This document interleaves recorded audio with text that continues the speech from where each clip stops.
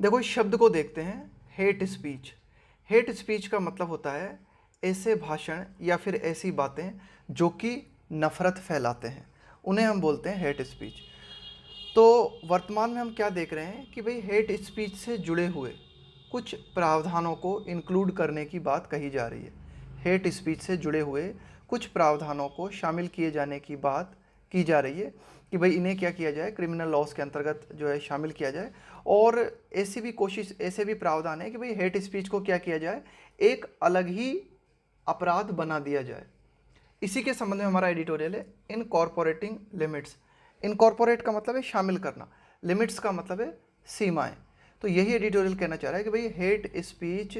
किस हद तक हेट स्पीच है उसको बिल्कुल ठीक तरह से डिफाइन करना, उसी के लिए कहा गया इनकॉर्पोरेटिंग लिमिट्स। कि भाई ऐसा ना हो कि हेट स्पीच के चक्कर में किसी भी स्पीच को हम इस हेट स्पीच में डाल दें, है ना, ऐसा नहीं होना चाहिए ना। तो वो जो लिमिट्स हैं, वो जो सीमाएं हैं, वो जो बाउंड्रीज हैं, है ना, उनको बिल्कुल क्लियर कट जो है डिफाइन करना जरूरी है। यही एडिटोरियल कहना चाह रहा है कि इनकॉर्पोरेटिंग लिमिट्स। प्रोपोज्ड प्रस्तावित हेट स्पीच प्रोविजंस, कि हेट स्पीच से जुड़े हुए जो प्रस्तावित प्रावधान हैं शुड बी क्लियर, वे बिल्कुल स्पष्ट होने चाहिए। And free of vagueness. देखो वैग का मतलब क्या होता है, वैग का मतलब होता है अस्पष्ट, अनक्लियर। तो यही एडिटोरियल कहना चाह रहा है कि भाई बिल्कुल क्लैरिटी होनी चाहिए इसको लेकर, है ना, कि अस्पष्टता नहीं होनी चाहिए। तो यही एडिटोरियल कहता है कि हेट स्पीच से जुड़े हुए जो प्रस्तावित प्रावधान है वो बिल्कुल स्पष्ट होना चाहिए। उनमें किसी भी तरह की वैगनेस, उनमें किसी भी तरह की अस्पष्टता नहीं होनी चाहिए। स्पीच इज फ्री, एडिटोरियल कहता है कि भाई भाषण देना या कुछ भी कहना ये बिल्कुल फ्री है, आप कुछ भी बोल सकते हो, कुछ भी कह सकते हो, but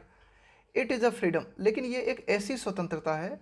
that comes with responsibility. कि ठीक है स्पीच फ्री है, लेकिन ये एक ऐसी स्वतंत्रता है जिसके साथ कुछ जिम्मेदारियां भी हैं, जिसके साथ कुछ उत्तरदायित्व भी हैं। And responsible speech is not just something, और जो रेस्पॉन्सिबल स्पीच होती है ना, यानी कि जिम्मेदारी से कही गई कोई बात होती है ना, कोई भाषण होता है, इज नॉट जस्ट समथिंग, वो बस इतना ही नहीं है। दैट डजेंट कंटेन अब्यूज़, कि भाई कंटेंट का मतलब है शामिल होना, कि भाई जिसमें गाली शामिल नहीं है। डिफेमेशन, किसी का अपमान नहीं किया गया, है ना, डिफेमेशन का मतलब है किसी का अपमान करना। और इंसाइटमेंट का मतलब है उकसाना, भड़काना टू वॉयलेंस। एडिटोरियल कहता है कि सिर्फ इसी को हम ऐसा नहीं कह सकते कि ये रिस्पॉन्सिबल स्पीच हो गई, सिर्फ इतने से को ही आप रिस्पॉन्सिबल स्पीच नहीं कहते कि आपने किसी को गाली नहीं दी, किसी का अपमान नहीं किया, आपने लोगों को हिंसा के लिए उकसाया नहीं। अगर आपने ये सब नहीं किया तो आप कह सकते हो कि भाई मैंने हेट स्पीच थोड़ी दी, नहीं। हेट स्पीच जो है उसकी बाउंड्रीज बहुत लंबी है, आगे एडिटोरियल बताता है कि तो ये यहाँ पे जो लिखा हुआ है ना, नॉट जस्ट समथिंग, कि बस इतना ही नहीं है hate speech, it is increasingly seen. Hate speech को बढ़ते हुए परिप्रेक्ष्य में इस रूप में देखा जाता है, इट इज़ इंक्रीजिंगली सीन, है ना, कि भाई इसको अगर हम एक तरीके से आज के युग की अगर हम बात करें मॉडर्न टाइम में, तो बढ़ते हुए रूप में इसे इस रूप में देखा जाता है हेट स्पीच को, एज एक्सप्रेशन। हेट स्पीच को हम एक तरह की अभिव्यक्ति के रूप में देखते हैं, दैट टेंड्स, भाई ऐसी बातें या फिर ऐसी स्पीच जिसमें कि ये प्रवृत्ति पाई जाती है। दैट टेंड का मतलब है प्रवृत्ति होना, रुझान होना। नॉट टू डिस्क्रिमिनेट अगेंस्ट और incite hatred towards groups based on race, कि मतलब आपका जो भाषण है उसमें भेदभाव नहीं होना चाहिए। आपने जो कुछ भी बोला है उसमें, डिस्क्रिमिनेट का मतलब है भेदभाव करना, किसी के भी खिलाफ आपने जो कहा है उस कही गई बात में किसी के भी खिलाफ भेदभाव नहीं होना चाहिए। और इंसाइट हेटर्ड, और आपने जो बोला है वह, इंसाइट का मतलब है उकसाना, वह नफ़रत को न उकसाए, वह नफ़रत न भड़काए, टुवार्ड्स की ओर, ग्रुप्स, उन ग्रुप्स की ओर, बेस्ड ऑन रेस, रेस का मतलब है प्रजाति, कि भाई आप नस्ल को लेकर या फिर जेंडर को लेकर, है ना, व्यक्ति के लिंग के आधार पे, कास्ट, है ना, व्यक्ति की जाति के आधार पे, रिलीजियस बिलीफ, उसके धार्मिक आधार पे, धार्मिक विश्वास, सेक्सुअल ओरिएंटेशन, कि भाई वो मेल है फीमेल है ना, क्या है वो, है ना, उस आधार पे भेदभाव करना। नेशनलिटी और इमिग्रेशन स्टेटस, कि आप किसी व्यक्ति के साथ राष्ट्रीयता के साथ भेदभाव करते हो या फिर राष्ट्रीयता के नाम पे आप लोगों को उकसाते हो। इमिग्रेशन स्टेटस, है ना, कि भाई कोई व्यक्ति क्या है, इमिग्रेशन यानी कि प्रवासी व्यक्ति है, तो उस दर्जे के आधार पे, यानी कि किसी भी दर्जे, ये जो सारी हमने बात की ना, race, gender, caste, religious belief, sexual orientation, nationality और इमिग्रेशन स्टेटस, इन सारी की सारी बातों को लेकर भेदभाव नहीं होना चाहिए, है ना, या फिर नफरत नहीं फैलाना चाहिए। तो ये एडिटोरियल कहता है कि ये सब भी हेट स्पीच का ही हिस्सा है। The world has moved away from, अब देखो जो विश्व है पूरा की पूरा आगे बढ़ गया है। मूव्ड अवे का मतलब है दूर आ जाना, आगे बढ़ जाना। कहाँ से कहाँ तक, अभी देखो लिखा हुआ है फ्रॉम, और ये यहाँ पे लिखा हुआ है टू। तो फ्रॉम के आगे हम पढ़ेंगे कि भाई यहाँ से लेके और अब यहाँ तक आ चुका है संसार। From a free speech doctrine, doctrine का मतलब है सिद्धांत, based on a formal equality among different view points. तो देखो अब तक फ्री स्पीच में क्या बात आती थी, अब तक फ्री स्पीच जो है एक सिद्धांत पे आधारित था। किस सिद्धांत पे? कि भाई औपचारिक रूप से फ्री स्पीच का मतलब अब तक हम ये मानते थे कि भाई औपचारिक रूप से इक्वलिटी, समानता, अमॉन्ग डिफरेंट व्यू पॉइंट। भाई आपका व्यू पॉइंट अलग हो सकता है, मेरा व्यू पॉइंट अलग हो सकता है, आपका देखने का नज़रिया अलग हो सकता है, मेरा देखने का नज़रिया अलग हो सकता है। तो इन सभी नज़रिए जो हैं इनको जो है समान रूप से ट्रीट किया जाए, इनमें जो है समानता होनी चाहिए। लेकिन अब यहाँ से आगे बढ़ के हम कहाँ आ गए हैं, अब जो फ्री स्पीच को हम क्या कहते हैं ना, अब हम free speech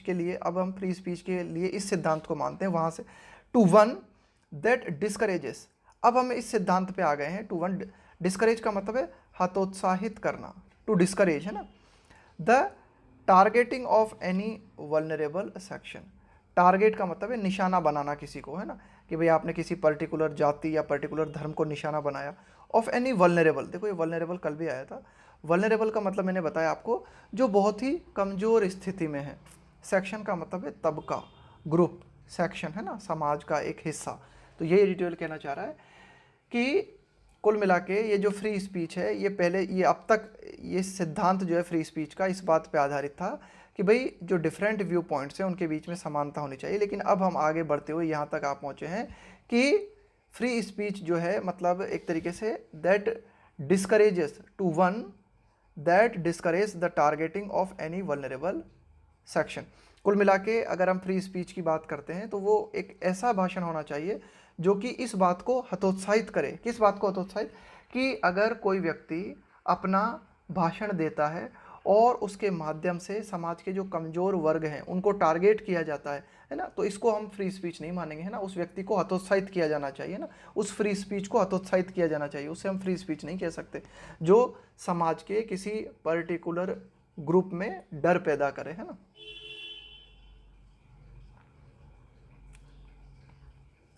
the term hate speech and calls for का मतलब होता है पब्लिकली डिमांड करना। लॉज दैट स्पेसिफिकली सीक का मतलब है चाहना किसी चीज़ को, है ना, डिज़ायर करना। टू पनिश इट, अराइज का मतलब है ये चीज़ कहाँ से पैदा होती है, ये चीज़ कहाँ से खड़ी होती है ना, इसका उदय कहाँ से होता है। द टर्म, कि भाई ये जो शब्द है ना hate speech, and calls for loss, और ये जो इस तरह के कानूनों की मांग हम देखते हैं, किस तरह के कानूनों की मांग, दैट स्पेसिफिकली सीक, जो कि विशिष्ट रूप से जिन कानूनों में इस बात को चाहा जाता है, टू पनिश, दंड देने की बात की जाती है जिन कानूनों में। इट अराइज, तो ये बात कहाँ से पैदा होती है, it arise from this inclusive understanding, ये जो समावेशी, इंक्लूसिव का मतलब है सबको शामिल करना, अंडरस्टैंडिंग का मतलब है समझ, ऑफ द बेसिस, इस आधार की समझ, on which speech is restricted, कि भाई जिस आधार, इस आधार की समझ जिसके आधार पे स्पीच को रेस्ट्रिक्ट किया जाता है। रेस्ट्रिक्ट का मतलब उसको लिमिट किया जाता है, उसको प्रतिबंधित किया जाता है इन मॉडर्न डेमोक्रेसीज। अब देखो इसका एडिटोरियल क्या कहना चाह रहा है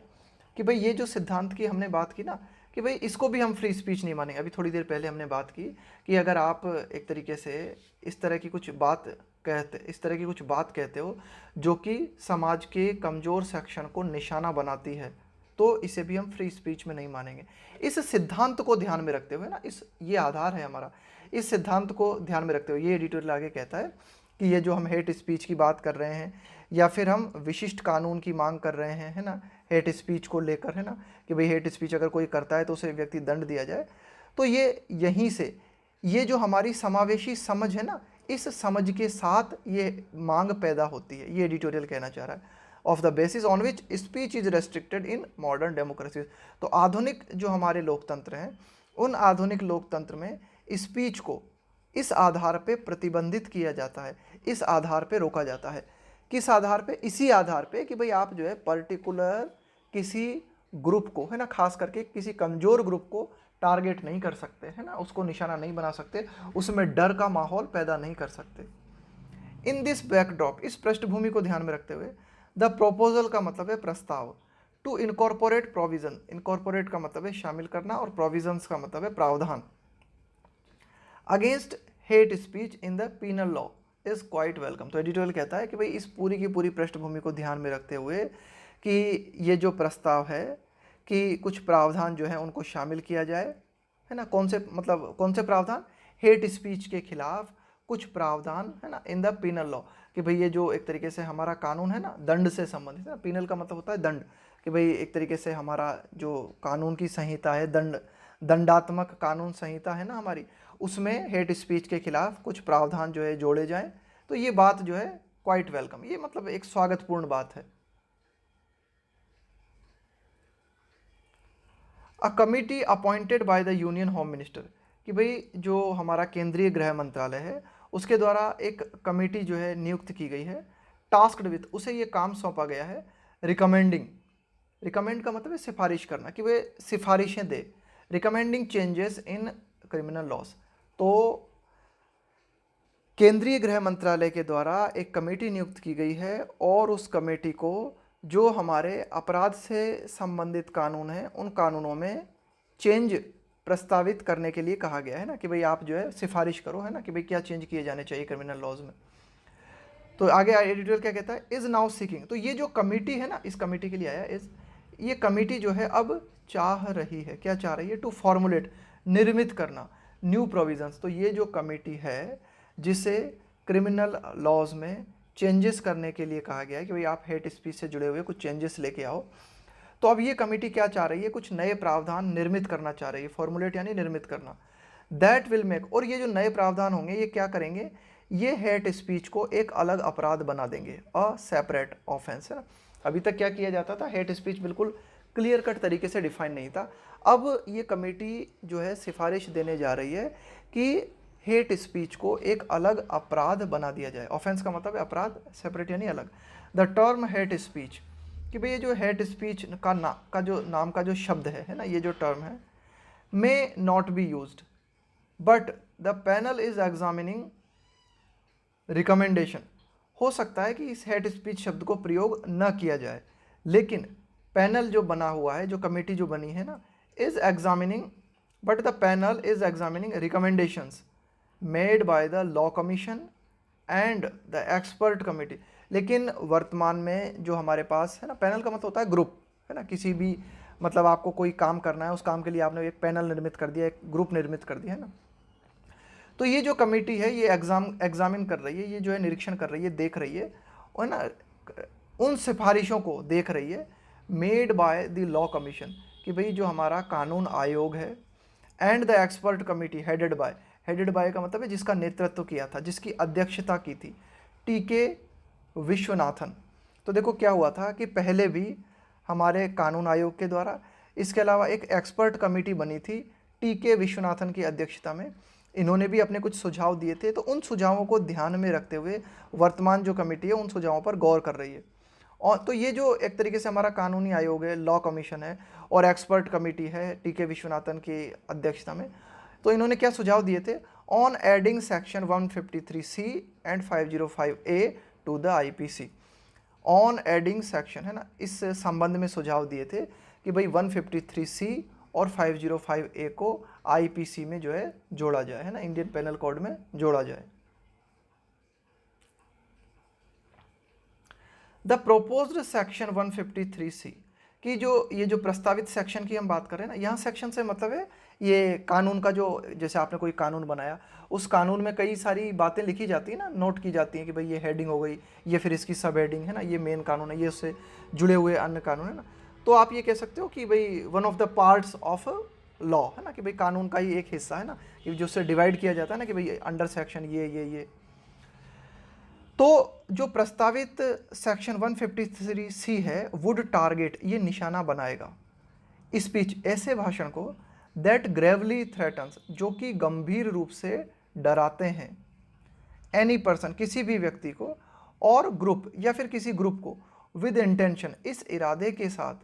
टू कॉज फियर और अलार्म, कि भाई आपने भाषण दिया और वो भाषण गंभीर रूप से किसी व्यक्ति को डराता है, या वो भाषण गंभीर रूप से किसी ग्रुप को भयभीत करता है ना, कि भाई आपने जो भाषण दिया वो इस इरादे के साथ दिया आपने, विद इंटेंशन, ताकि लोगों में या किसी पर्टिकुलर व्यक्ति में भय पैदा हो जाए, या फिर अलार्म। अलार्म का मतलब यही होता है एक तरीके का डर, एक तरीके की चिंता, कि भाई आपके मन में कोई खतरा पैदा हो जाए, है ना। तो अगर इस तरह का आपने कोई भाषण दिया है ना, या फिर आपने क्या किया, और इंसाइट वायलेंस, या इंसाइट का, या फिर आपने भड़काई, हिंसा भड़काई, आपने लोगों को हिंसा के लिए उकसाया, है ना, कि भाई आपने किसी पर्टिकुलर व्यक्ति के खिलाफ या पर्टिकुलर ग्रुप के खिलाफ हिंसा भड़काने की कोशिश की।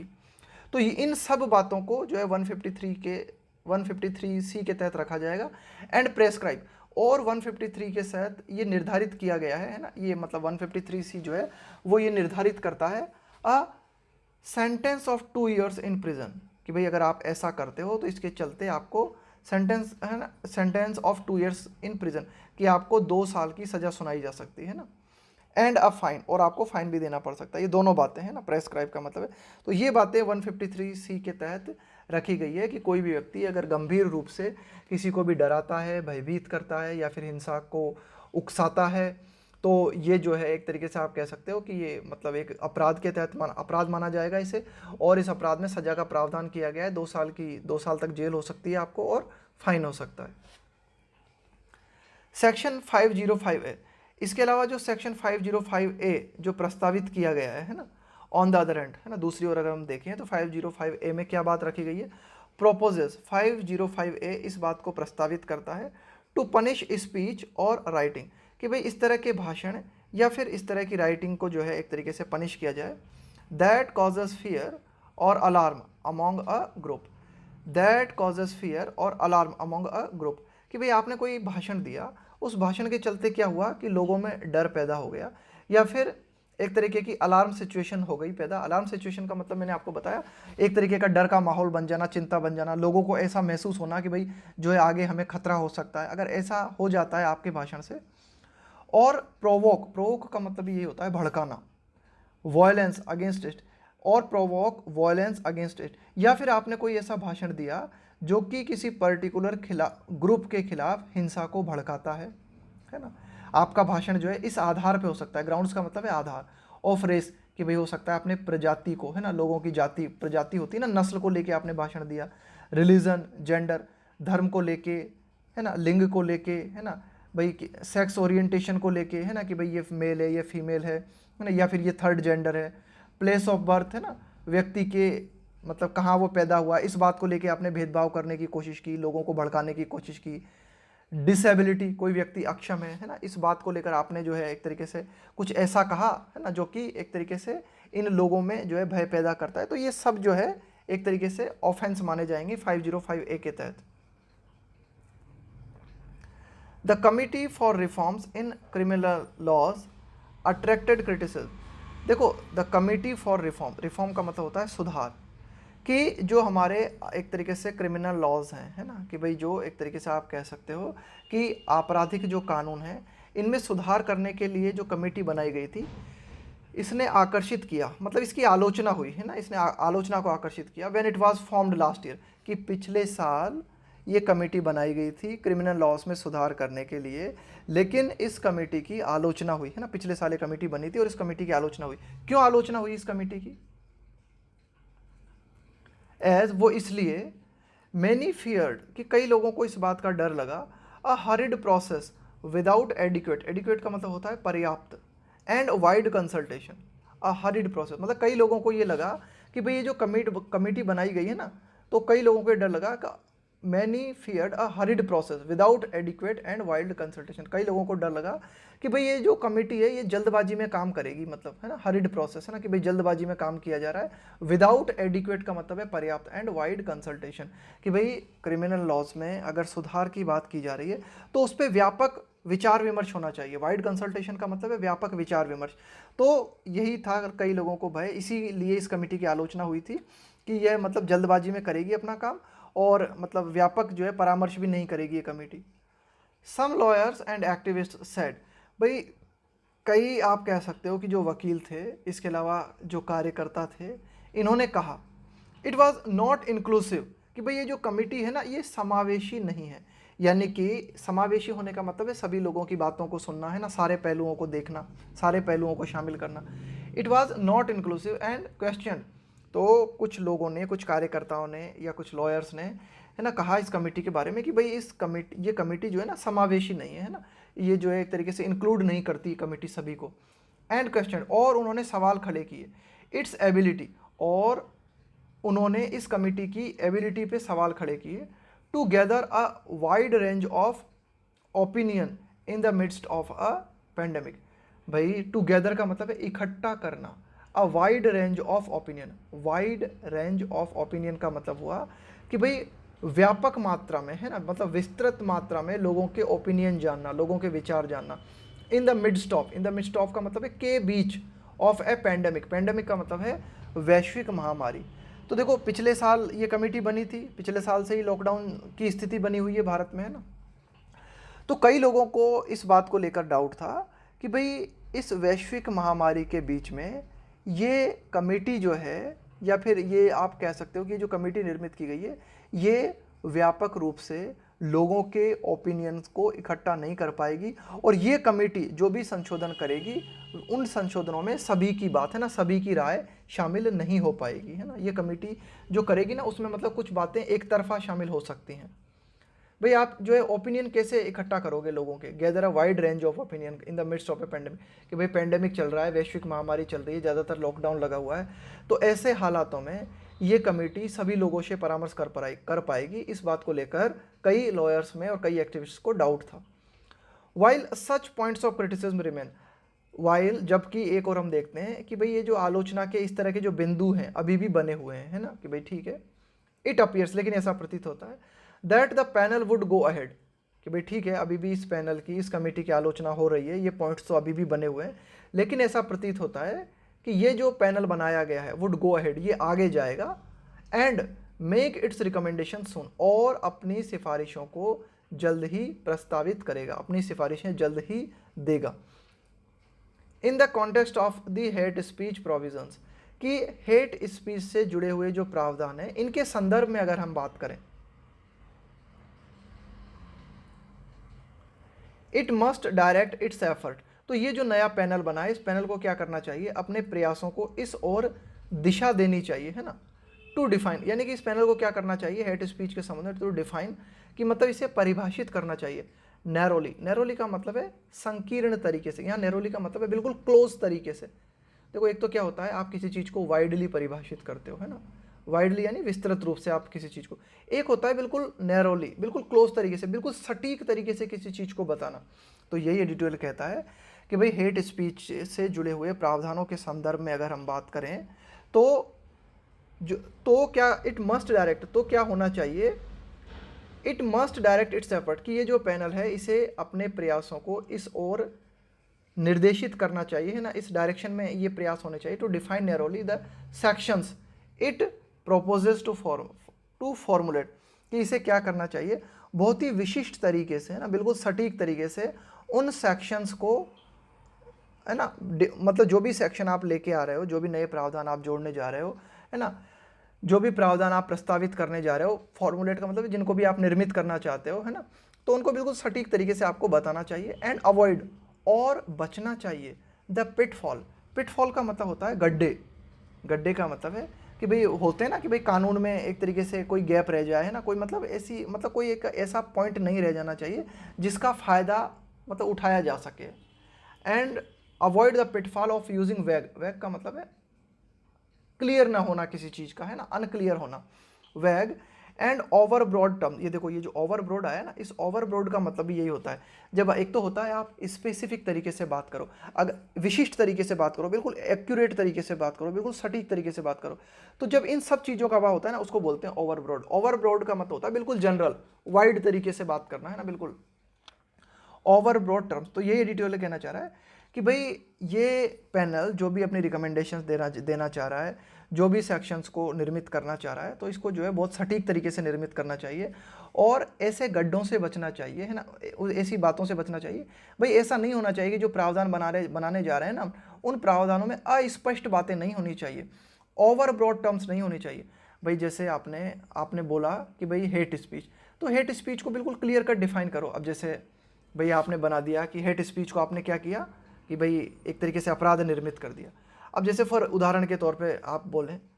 कि भाई जैसे मैंने आपको कुत्ता कहा, तो क्या अब आप एक तरीके से मेरे खिलाफ एफआईआर दर्ज कर सकते हो या फिर आप मेरे खिलाफ अदालत में जा सकते हो कि भाई ये जो बात इसने कही है कि भाई इसने मुझे कुत्ता कहा, तो ये जो है हेट स्पीच के अंतर्गत आती है ये बात, और इस बात ने मेरे अंदर डर पैदा कर दिया है ना, मैं भयभीत हो गया हूँ, है ना, ये बहुत ही खतरनाक है और इसके खिलाफ कानूनों का मतलब हेट स्पीच से जुड़े हुए जो प्रावधान है उनका इस्तेमाल किया जाना चाहिए। तो वही एडिटोरियल कहना चाह रहा है कि भाई आप जो है वाइड तरीके से मत रखो, इसको बिल्कुल एक्यूरेट तरीके से परिभाषित करो, है ना, using vague and over broad terms that would fall of the constitution. देखो फॉल ऑफ, ये जो शब्द लिखा हुआ है ना फॉल ऑफ, इसका मतलब होता है कानून का उल्लंघन करना, जानबूझकर नहीं, अनइंटेंशनली। भाई आपका इरादा नहीं था लेकिन बिना इरादे के कानून का उल्लंघन हो जाए तो उसको बोलते हैं फॉल ऑफ, है ना, कानून को तोड़ना, है ना, मतलब आप चाहते तो नहीं थे, आपका इंटेंशन नहीं था लेकिन फिर भी आपने कानून को तोड़ दिया। तो यही एडिटोरियल कहना चाह रहा है कि हेट स्पीच के खिलाफ जो प्रस्ताव निर्धारित, हेट स्पीच के खिलाफ जिन प्रस्तावों को लाने की बात कही गई है वे कहीं ऐसा ना हो कि हमारा जो संविधान है उनके प्रतिकूल चले जाए, यानी कि हमारे संविधान के नियमों को न तोड़ दें वे कानून, इस बात का हमें ध्यान रखना होगा। ये डिटेल कहना चाह रहा है that would fall of the constitution, कि जो बातें हम प्रस्तावित करने जा रहे हैं हेट स्पीच के खिलाफ, जो कानून हम लाने जा रहे हैं वे कानून हमारे संविधान के विरोध में नहीं होने चाहिए, वे कानून हमारे संविधान के जो रूल्स हैं उनको न ब्रेक कर दें, है ना, इस बात का भी ध्यान रखना होगा। ये एडिटोरियल कहना चाह रहा है कि भाई जो भी बात रखी जाए इन प्रावधानों में वो बिल्कुल क्लियर कट रखी जाए, कोई भी बात अस्पष्ट नहीं होनी चाहिए। क्यों? क्योंकि मतलब कोई कुछ ऐसी बात ना हो जाए कि वो हमारे संविधान के प्रतिकूल चली जाए, हमारे संविधान के जो नियम है उन नियमों को तोड़ दे।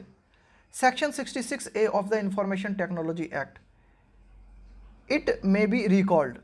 Was struck down. अब देखो एडिटोरियल कहता है इट मे बी रिकॉल्ड, कि भाई इसको हम जो है एक तरीके से रिकॉल करना मतलब एक बार फिर से देखना, इस चीज़ को हम देख सकते हैं, इस बात को रिकॉल कर सकते हैं। Section 66A of the information technology act, कि भाई जो IT एक्ट है उसका सेक्शन 66A जो है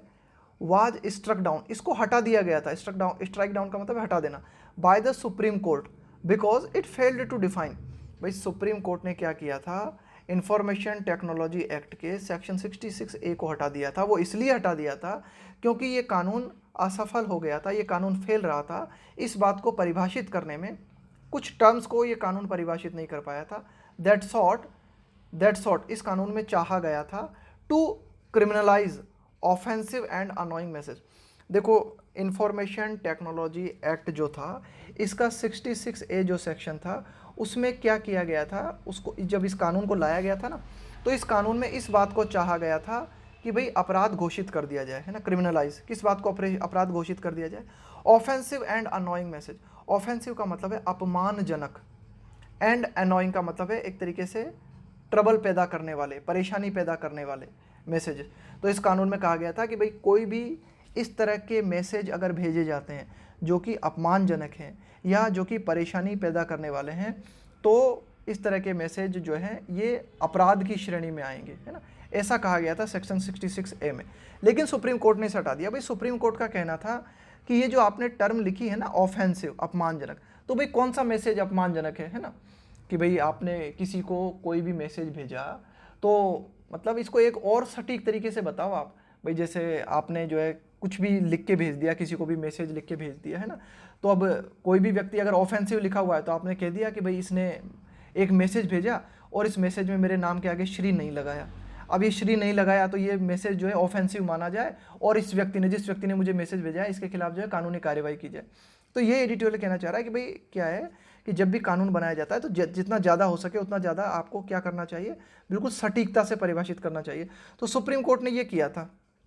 कि जो हमारा IT एक्ट था उस IT एक्ट के सेक्शन 66A को जो है एक तरीके से हटा दिया था। सुप्रीम कोर्ट का ये कहना था कि भाई आपने इस कानून के तहत जो है कहा है कि एक तरीके से आपने इस कानून के तहत क्रिमिनलाइज करने की कोशिश की है ऑफेंसिव एंड अननोइंग मैसेज को। लेकिन ये जो टर्म्स है ना, ये जो शब्द हैं, ऑफेंसिव मैसेज क्या है, इसको और परिभाषित करो। एवर सिंस दिस 2015 डिसीजन, कि जब से सुप्रीम कोर्ट का ये 2015 का डिसीजन आया था,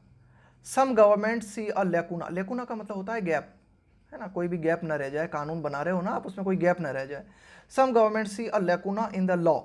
कंसर्निंग, कंसर्निंग का मतलब है जो संबंधित है, offensive messaging over the internet, कि इंटरनेट पर ये जो अपमानजनक मैसेज से संबंधित अगर कानून बनाने की बात आती है, तो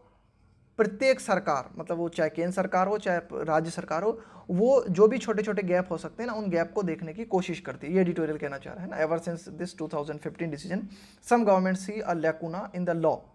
concerning offensive messages over the internet. आगे देखते हैं, if at all new sections are to be introduced, editorial कहता है कि फाइनली अगर हम देखें कि ये जो नए सेक्शंस हैं, है ना, कि भाई ये जो नए कानून हैं, अगर इनको लाना है, आर टू बी इंट्रोड्यूस्ड, अगर इनको लाना है, अगर ऐसा किया जाना, ये जो है ना is to are to am to, इनका प्रयोग होता है कि भाई अगर ऐसा, मतलब ऐसा करना है कि भाई इन नए कानूनों को अगर लेके आना है, कि इफ़ एट ऑल, कि भाई चलो फाइनली अगर इनको लेके आना ही है, इट शुड बी क्लियर, तो यह स्पष्ट होना चाहिए that what is sought to be punished is incitement, what, देखो ध्यान देना, इट शुड बी क्लियर, ये स्पष्ट होना चाहिए that what is sought to be punished, कि जिस बात को दंडित करने के लिए चाहा गया है, इज इंसाइटमेंट, ये क्लियर होना चाहिए कि हाँ यह वास्तव में इंसाइटमेंट है ना। इंसाइटमेंट का मतलब है कि हाँ भाई ये चीज़ भड़काने वाली है ना।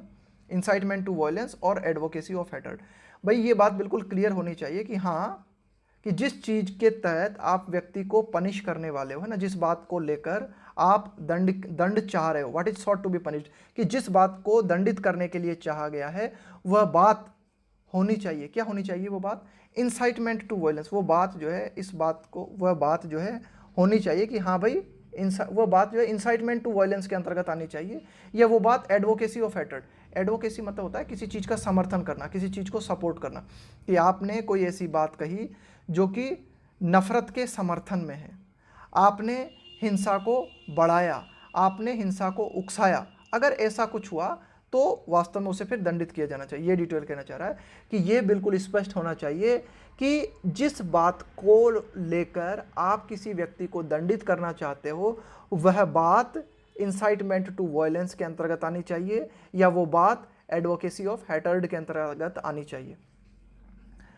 पोज का मतलब होता है किसी डिफिकल्ट समस्या को खड़ा कर देना, है ना, कि भाई जो कुछ भी कहा गया है ना, मतलब कोई भड़काऊ बात कही गई है या नफरत के समर्थन में कोई बात कही गई है, ये खड़ा कर देती है क्या,